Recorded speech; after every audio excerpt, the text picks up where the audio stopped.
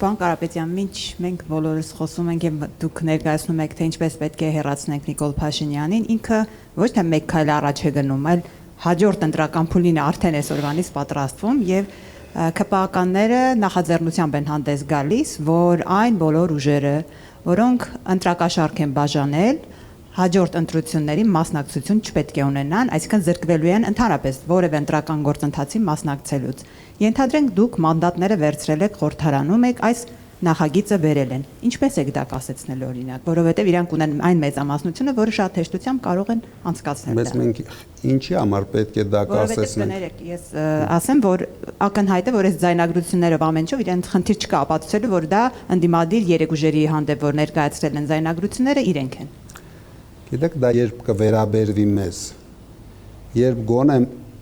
մեկ հատ դատարանի որոշում կլինի, նույնիսկ Նիկոլի դատարանի որոշումը, չեմ ասում միջազգային դատարանների որոշումները, նույնիսկ իրենց դատարանի որոշումը, չկա այդպիսի բան,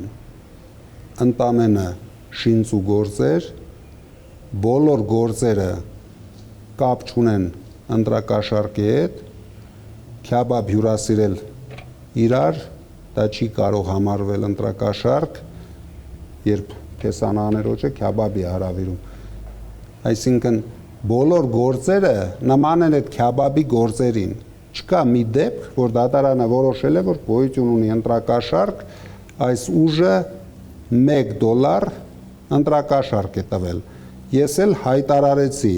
եթե մեր կողմից, մեր ուժի կողմից տրվել է գոնե $1 ընտրակաշառք, կամ ում կողմից տրվել է, ասեց իր անունը ինչ է, էլ ինչ ասեմ, ուրիշ ինչ ձևով կարող ենք բացատրել, չկա դեպք, չկա, որովհետև եթե լիներ դեպք, դրանք ոչ թե կձերբակալեին 700 մարդ, կձերբակալեին հազարներ ու ամբողջ աշխարհին դա ցույց կտային։ Իրեն ձերբակալած 700 մարդկանցից ընդամենը 100-ին տանջելու համար, ուրիշ ոչ մի բան, 100 ակտիվիստներին, ամենաակտիվ տղերքին, ամենաակտիվ կանանց ուղարկել են բանտերը, ճնշելով փորձում են ինչ-որ բանի հասնեն, բայց իրենք չեն հասնելու ոչ մի բանի, իսկ այդ օրենքը, եթե ընդունում են, մենք միայն ողջունում ենք։ Ես դեմ եմ ընտրակաշառք բաժանելուն։ Ես կողմ եմ հավասար պայքարին, ես դեմ եմ վարչական ռեսուրս օգտագործելուն։ Իրենք ամբողջ նախընտրական փուլում եւ դրանից առաջ մեր դեմ պայքարել են միայն վարչական ռեսուրսով, որը նույնպես օրենքից դուրս է։ Իրենք իրավունք չեն ունեցել դա անեն։ Հիմա դուք հաշվի չեք առնում ինչ կարծիք ունեն մեր երկրի մասին, մեր ժողովրդի մասին, նայելով այդ մի քանի մարդկանց մեյմունությունները։ Պետք է արագ, ասում եմ, գտնել ճանապարհը, փոխել այս իշխանությանը։ Դրանից հետո մենք հնարավորություն կունենանք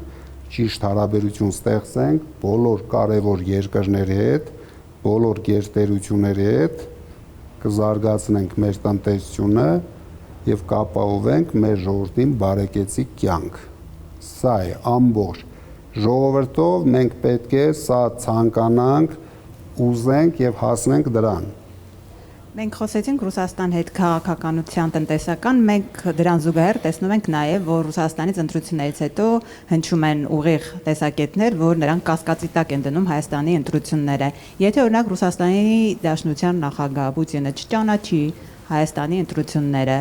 ձեր կարծիքով ինչպիսի իրավիճակ ստեղծվի հայ-ռուսական հարաբերություններում եւ դա ինչ հետևանքներով է հղի։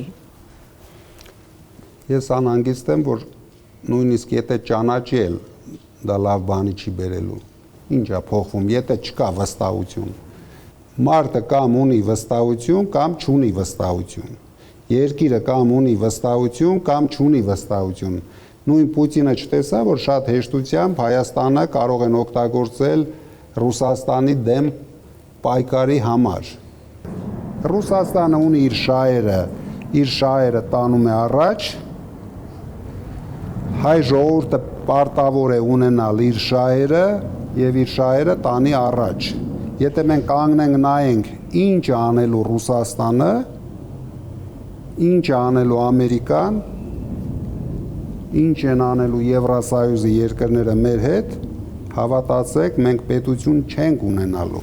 Մենք պետք է ստեղծենք առաջի հերթին ուժեղ տնտեսության պետություն։ Մենք միջև չստեղծենք ուժեղ տնտեսության պետություն, մենք կախված ենք լինելու ոչ միայն Ռուսաստանից,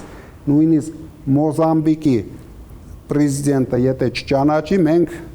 վտանգ ենք ունենալու։ Մենք պետք է լինենք զարգացած տնտեսությամբ երկիր, վստահելի երկիր բոլորի համար։ Մենք չպետք է բաժանենք Ռուսաստան, Ամերիկա, մենք իրավունք չունենք այդ խաղերին մասնակցենք։ Ինչ գործ ունենք։ Ո՞վ է մեզ ստիպում, որ գնանք մասնակցենք։ Այսինքն միայն Փաշինյանը իշխանություն պահելու համար մենք ինչ որ խաղերի ենք մասնակցում։ Այդ խաղերը բերում են մեկ բան։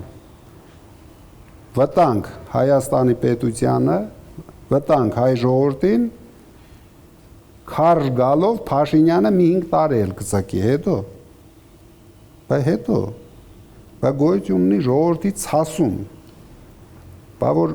մի օր սկսվի դա։ Դրա համար մենք իրենց համար շատ լավ պայման էինք, խելք ունենային, չէին անի այդքան ապօրինություններ, հանգիստ փոխանցեին իշխանությունը այն ուժին, ով արժանի էր եւ ով կտաներ այս երկիրը զարգացման, չունենալով փորձ։